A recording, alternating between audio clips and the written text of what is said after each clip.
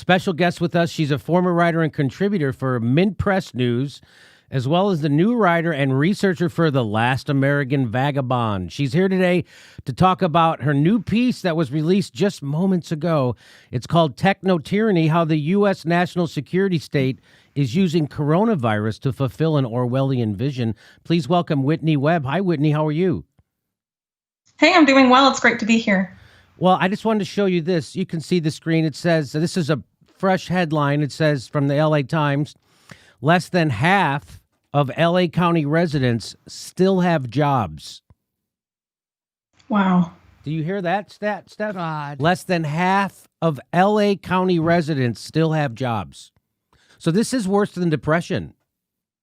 The depression, the unemployment, that's just crazy. This sounds like it's worse than depression. And so I'm glad that you're on the show today, Whitney, because you just wrote this article, and let me just show the tweets that you made, and then we'll get to you so you can walk us through this. You tweeted out, last May, a government organization outlined an extremely Orwellian vision for what the United States must do to win the quote-unquote tech war against China in artificial intelligence. It essentially called to remake the entire American economy and society. Now, thanks to COVID-19, their vision is taking shape. So tell me about that. What is this government agency? How did you find out about this? And how do they want to remake the country? Well, the agency is called the National Security Commission on Artificial Intelligence. It's chaired by Eric Schmidt, the former head of Google's parent company, Really? Alphabet. And Really? Yeah. Okay. And the vice chair is the former Deputy Secretary of Defense. He currently works at Center for a New American Security, which is a think tank that's led by John McCain's former foreign policy advisor and Joe Biden's former national security advisor. So it's a great crowd. Beyond those two guys, it's also full of In-Q-Tel. The first CEO of In-Q-Tel, which is the CIA's venture capital arm, as well as the current CEO of In-Q-Tel, Microsoft, Amazon, Google, pretty much all of Silicon Valley, Oracle as well. It's and a bunch of people that also used to be on the Pentagon. It's basically the military, the intelligence community, and Silicon Valley all coming together, creating this roadmap for what the U.S. needs to do in order to avoid losing what it says is its technological advantage over China and artificial intelligence. And they refer to this, that they call this the fourth industrial revolution that artificial intelligence is going to create. They created this roadmap. It's in a presentation that was created last May. And it was recently obtained by a Freedom of Information Act request by EPIC, the Electronic Privacy Information Center. What is it called again? The group that did the Freedom of Information Act request. What was the report called? There was a batch of documents in this Freedom of Information Act request. So the document that I'm talking about is called Chinese Tech Landscape Overview. And what they do there is they talk about where China has advantage and how the U.S. can overcome that advantage. And they basically say that the U.S. right now still is leading in the creation stage of these AI technologies, but it's lagging behind China in the adoption stage. And if we don't meet China in the adoption stage, then we will lag behind, and then China will dominate AI for the rest of our lifetimes. That's what it says. So that means that China will export AI around the world and the U.S. will not. So not only will Silicon Valley's bottom lines be hurt forever, but then the Pentagon and the CIA lose their technology advantage over China. And they've been freaking out about this for years. The military and the intelligence community made a joint center to address this issue specifically about China and AI a couple of years ago, and now this committee was created by one of the last NDAAs to address it even further. I mean, they are freaking out that China may overtake us in AI. And anyway, a lot of the stuff they lay out that needs to be done is happening right now, thanks to the current pandemic crisis. And it's very disturbing. Especially, So you're saying that there's a government agency that before this pandemic even happened already had a plan in how to reshape our economy to fight China because of the threat of artificial intelligence? That's what you're telling me? Well, the threat, from their perspective, the threat is that China will dominate the artificial intelligence market, and that their ability to develop that technology will give them an edge over China in the areas of national defense and security, and also industry. And so how would they reshape our economy to do this? Okay, so what they identify as these obstacles, they say they're structural obstacles in American society and the economy. They say that the reason that the U.S. lags behind China is because of several things. They say that in China, there's a lack of what they call legacy systems that exist in the United States. And those legacy systems, I honestly found really creepy. They include things like individual car ownership, being able to see a doctor in person, like a human doctor in person, and a whole bunch of other things. It's privacy laws, basically, FDA approval. What are they doing with private doctor visits, and what are you saying is happening? Okay, so with private doctor visits, they say that in China, there is not enough doctors for the entire population, and that is causing China to adopt AI medicine platforms faster than the U.S., right? And so they call that, in the U.S., the fact that there's enough human doctors per the population, they call that a legacy system, and they say that has to change. Oh. This is last May. This is what our governmental agency is saying, that we need to change the way we deliver medicine?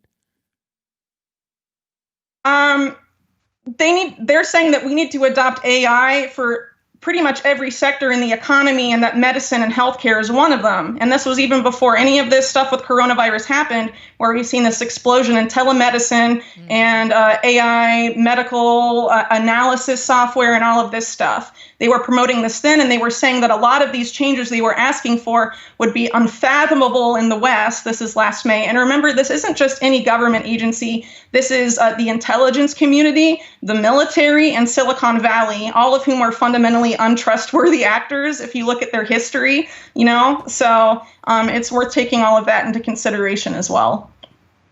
Okay. This is a lot to grasp, for me anyway. Yeah, it's wild. Honestly, I think it's really scandalous because not only, I think one of the main reasons why we're seeing so much of this happen now is that there is a huge amount of overlap on this National Security Commission and Trump's new economic revival task force and a lot of the CEOs advising him. All of the Silicon Valley companies on this National Security Commission are on Trump's economic revival committee. And, the Trump administration also developed this artificial intelligence policy over the past couple of years that talks directly about closing this technology gap with China. And they have an AI plan for the American worker and for American industry that has gotten very little media scrutiny. And, this is the commission that is going to set the recommendations, the official recommendations for how the U.S. government does that. And this is what they're saying. And they aren't saying this in public. This was obtained by a Freedom of Information Act request. So this tell me if correct me if I'm wrong. This sounds like the United States, I don't know, business leaders or whatever are trying to figure out a way to compete with China, and they're doing it ironically in a kind of a centralized economy sort of way, right? Where in China, the government decides what's to be produced and things like that. And so here in the United States, it seems like does it seem like they're trying to do the same thing where like, hey, we need to plan as a country for how we compete with China in AI. We need to plan as a country. We can't just let it up to individual corporations because they'll probably just sell us out to China anyway. Am I close on this? I'm not entirely sure that's the case. I think it's more of basically removing these obstacles, finding some sort of event that allows these structural changes to take place, right? I mean, remember, this is from May 2019, so this is like a roadmap, right? Essentially, of what they lay out for what we have to do to close that gap, right? In terms of what they're doing now, there's a lot of overlap, but I honestly think, this type of, solution to coronavirus that they're promoting here, I don't really think it's about fighting the pandemic. I think it's about control. And I say this because And if you follow my thread up on Twitter there's an article that points to this. A lot of these programs that are being promoted, including mass surveillance, for example, which is one of the things promoted in this document by this commission, in order to increase our capacity to be better at AI or whatever. So basically coronavirus, with coronavirus, these mass surveillance solutions have been shown to actually hinder coronavirus response. And the first country that implemented these mass surveillance solutions, which was Israel, and Israeli doctors basically asked Shin Bet, which is like Israel's FBI, to stop doing it because it was hindering response. Right. So this is a solution they've had in the planning phase for a year, and now they're implementing it now. And actually last fall, they were promoting it as a way to stop mass shootings, a lot of these solutions as well, right? So it seems to me that they're basically, they have something they want to implement, they have something they want to do, and then they're moving the justification from whatever Americans are most afraid of at the time. So last fall it was mass shootings, and now it's coronavirus. So you're saying they have these plans, these economic plans to institute in our economy, and it have to do with AI, artificial intelligence, and you're saying that they're just using whatever crisis is at hand to implement those things, right? That's what you're saying? Right, yeah. And I mean, this is something that even people in U.S. government have openly admitted at times, like Rahm Emanuel, who was Obama's former chief of staff. He said, never let a good crisis go to waste. And this is something the U.S. government has done on numerous occasions, including 9/11, for example, where we were told the Patriot Act would make us safer. But the Patriot Act is still here, but we're supporting al-Qaeda in Syria and Yemen. Right. Yes. Right. So I argue this is the same. And so there's the first part where they're going to try to implement AI into our economy. The second part is there's some mass surveillance that they're going to use Silicon Valley for. In fact, here's the tweet you tweeted out an article that says Israeli doctors warn Shin Bet surveillance actually hindering efforts against the coronavirus. And you say some people may say that these surveillance systems are necessary to combat the pandemic. If so, then why have doctors in other countries who have implemented them said such systems are making it harder to do so? So how? And here it is, by the way. Here's the FOIA doc you got.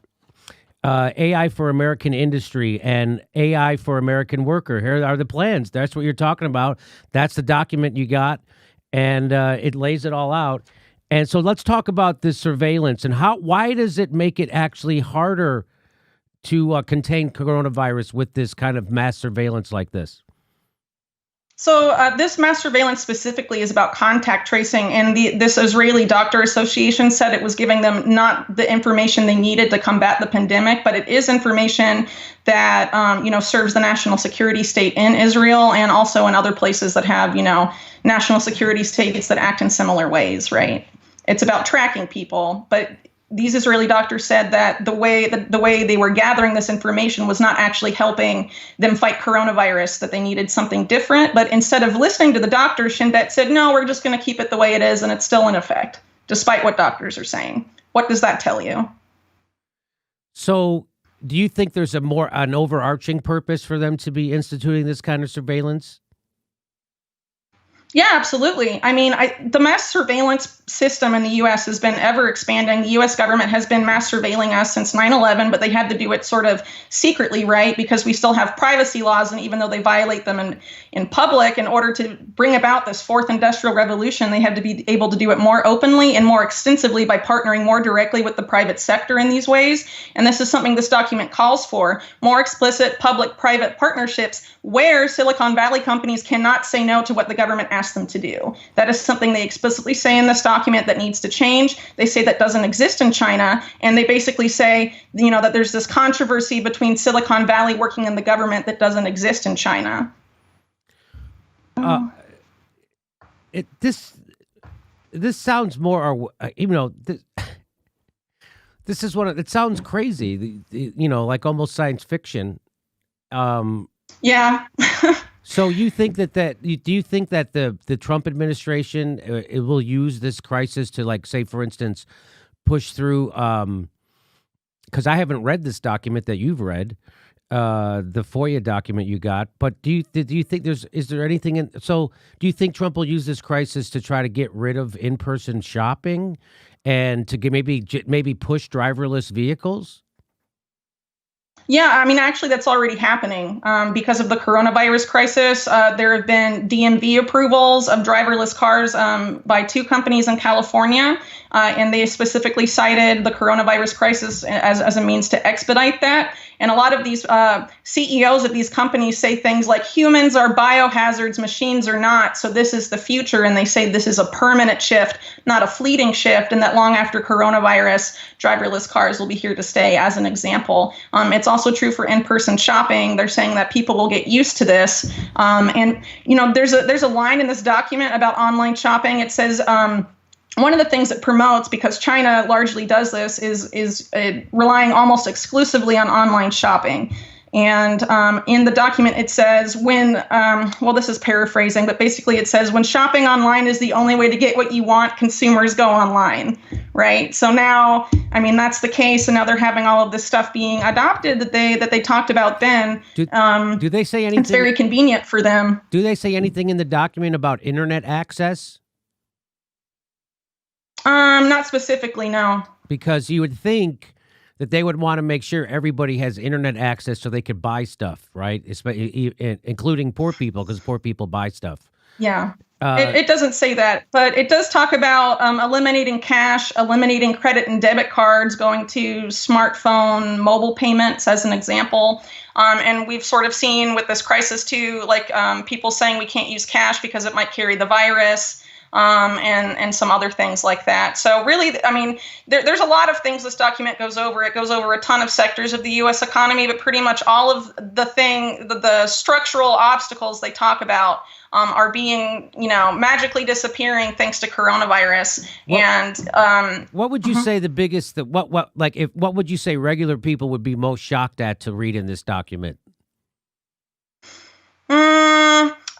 That's a little hard because a lot of things in this shocked me. They basically talked about how one quote they had that I found really disturbing was that, like, in the U.S. and Europe, people are scared of AI, that it might take our jobs and erode our privacy, but China views it as a tool for global leadership and all of this stuff, right? So basically saying that we need to shift public perception of AI to what they say that how the Chinese government views it. And, honestly, if you actually think about what AI will do, yeah, it's going to mean a lot of job loss. And yeah, it's going to mean a huge erosion of privacy if we implement these mass surveillance systems. But those are things that ostensibly, are important, right? But they're saying, no, we need to do this in order to overcome this technological advantage for China. That's a policy that, benefits Silicon Valley and benefits the military industrial complex and the intelligence community. But there's nothing here about like making life easier for regular Americans. This is all about how to help, the bottom line of Silicon Valley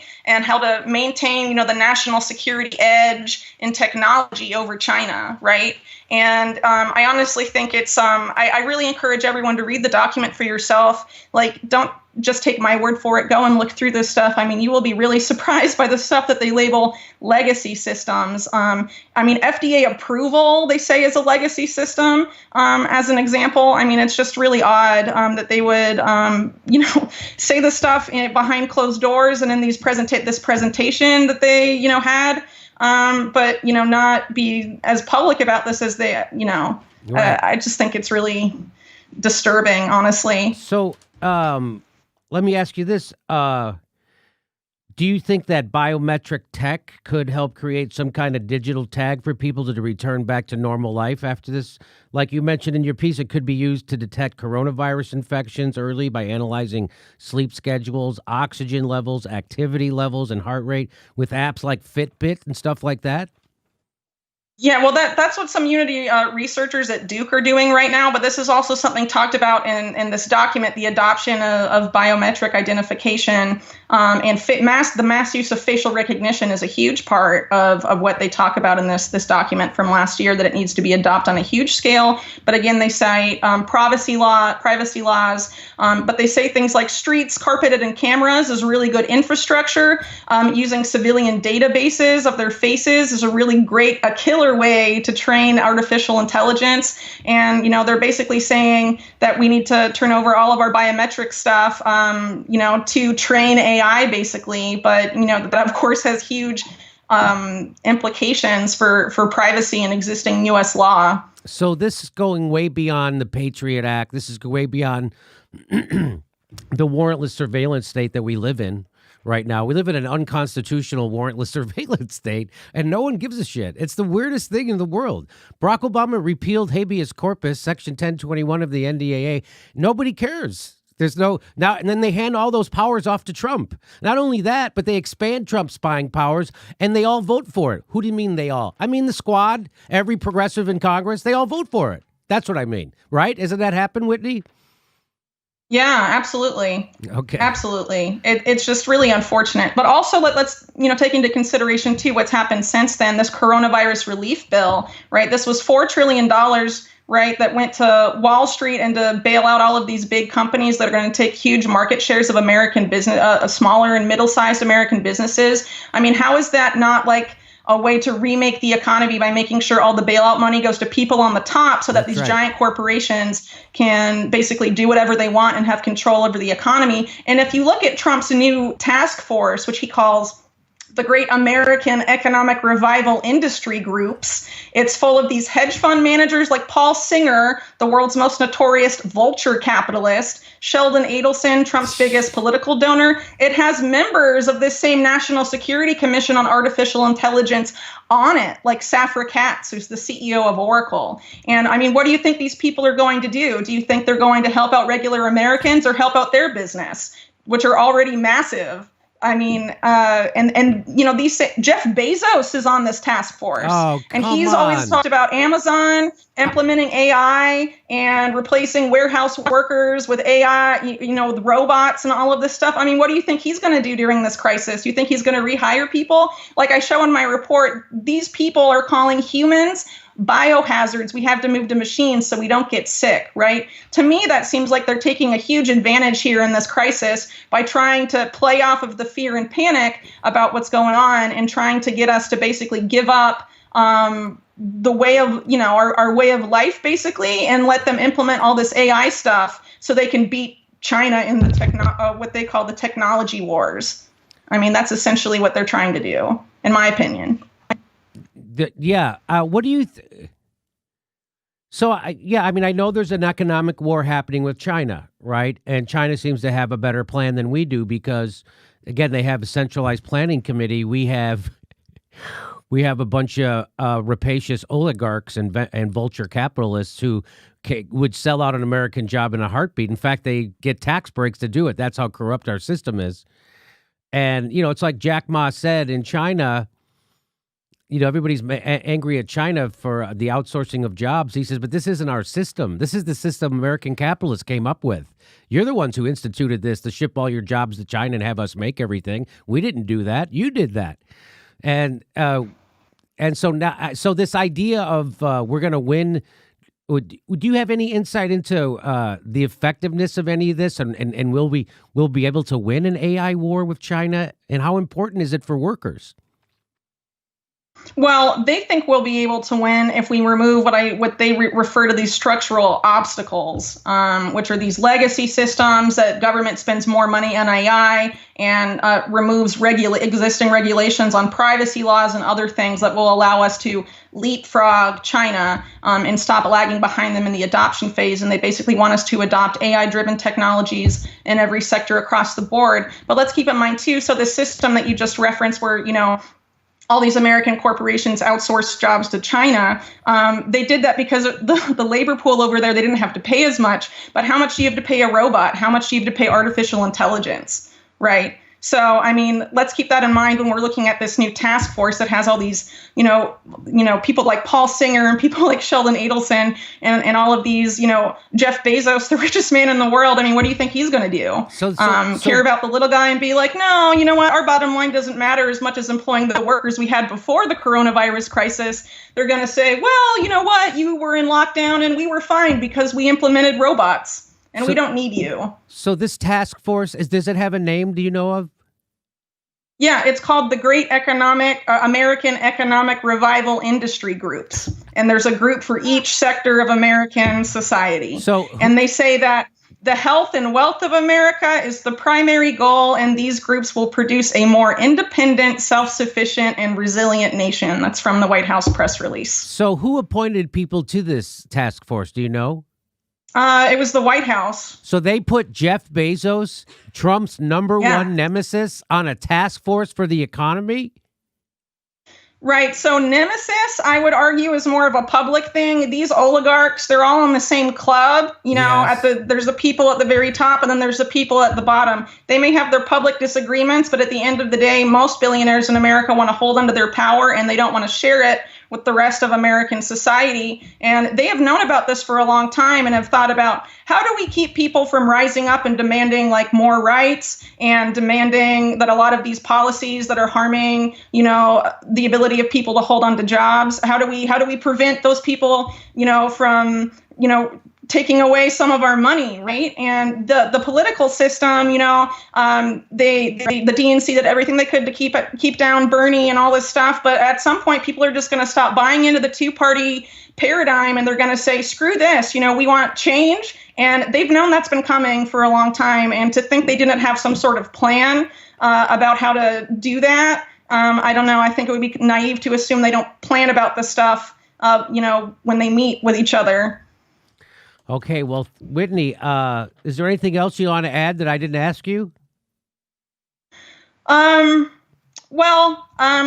just do want to point out that, and I said this earlier, but it's worth repeating. After 9/11, Americans gave up a lot of their rights because they were told that certain things had to be given up in order to be safe and more secure. Now we're being told that we have to give up and totally change our way of life in a lot of ways to be safe from, you know, the coronavirus. But you know, a lot of these changes they're saying now will remain permanent and will never go away. And I think there are a lot of concerns there that people should think really critically about, especially the mass surveillance aspect. It's just very, a lot of these things, these policies that are being pushed out are very concerning. And let's remember, too, that they are calling for the Department of Justice recently asked for the ability to indefinitely detain Americans, like in a more overt way, even though, as you mentioned, that was authorized by a past NDAA. William Barr is asking for the right to go out and do that. He says it's for fighting coronavirus. But last year, he tried to do the same under a pre-crime program